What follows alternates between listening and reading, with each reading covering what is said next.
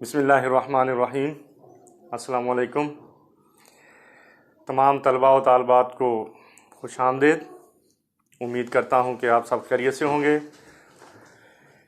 आज हमारा जो टॉपिक है, पीछे आपको याद होगा कि इसम और उसकी अक़साम, इसमें अलम, फिर इसमें ज़मीर, इशारा वगैरह सारी वो हमने डिटेल के साथ पढ़ी हैं।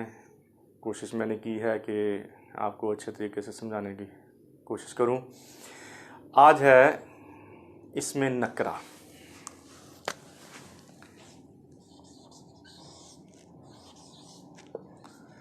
तारीफ़ में जैसे मैंने बताया था कि इसमें नकरा किसी आम शख्स, जगह या चीज़ के नाम को इसमें नकरा कहते हैं। मारफा तो आपको पता है कि पता चल चुका है कि मारूफ जो भी हैं चीज़ें, नाम, शख्स, जगह या चीज़ को, ये है इसमें नकरा। आम शख्स, जगह या चीज़ के नाम को इसमें नकरा कहते हैं। इसकी अक़साम के बारे में थोड़ा सा देख लेते हैं।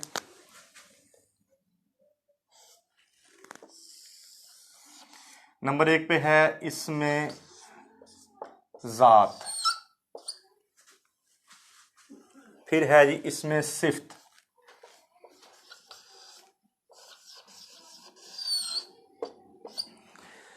उसके बाद है जी इसमें अदद।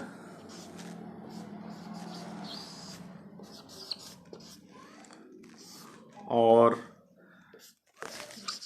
इसमें जिन्स। 4 इसकी अक़साम, इसमें ज़ात, इसमें सिफ़त, इसमें अदद, इसमें जिन्स। इसमें ज़ात जो भी वजूद रखने वाली चीज़ है, उसे ज़ाहिर करने के लिए जो नाम हमने दिया गया है, इसम दिया गया है, उसे हम कहते हैं इसमें ज़ात।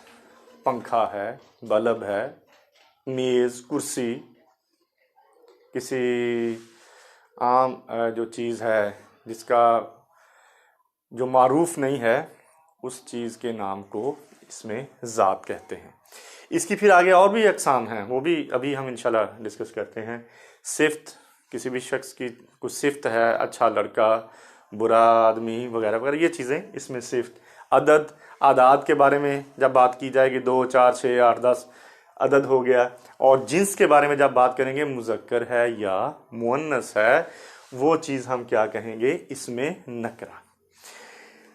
उम्मीद है ये चीज़ आपको समझ आ गई होगी। अब ज़ात की अगर बात की जाए तो इसकी अक़साम मैं ज़रा लिख दूँ ऊपर, बाकी बातें बाद में इंशाल्लाह साथ साथ डिस्कस होती रहेंगी।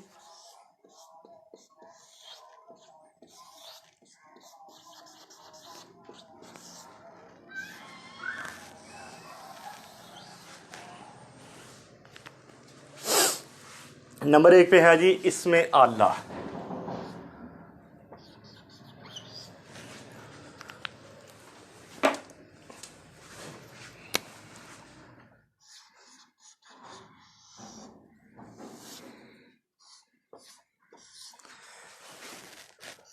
नंबर 2 पे है इसमें सौत।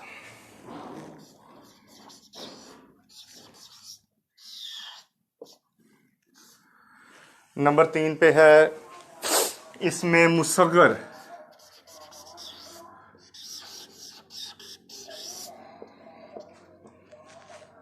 नंबर 4 पे इसमें मुकब्बर। और आखिरी है इसमें ज़र्फ़।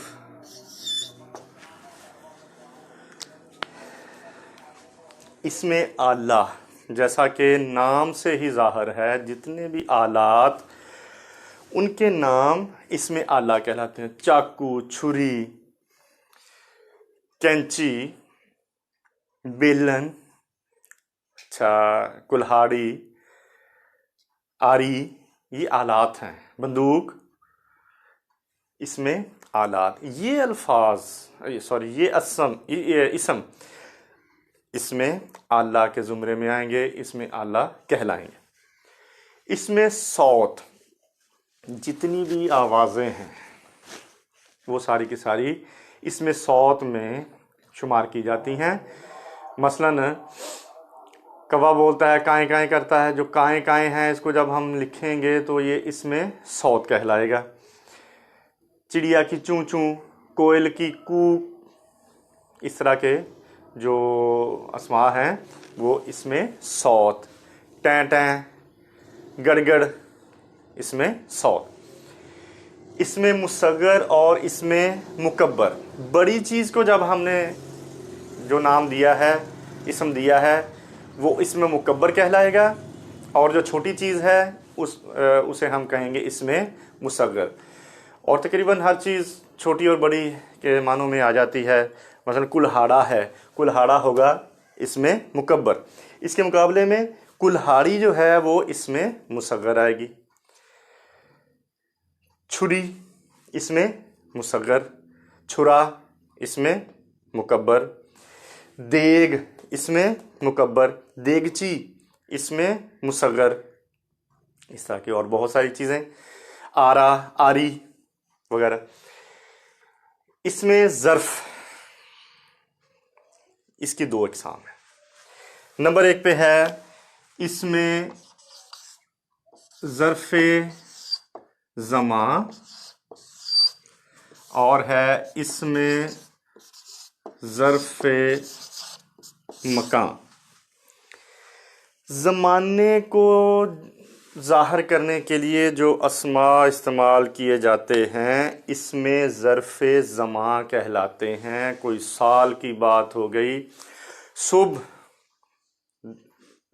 दोपहर, सपहर, शाम, रात, ये जो अस्मा है इसमें ज़र्फ़े ज़मा में आएंगे। किसी साल को ज़ाहिर किया, 1900 इतने में, 2000 इतने में, ये ज़र्फ़े ज़मा कहलाएंगे।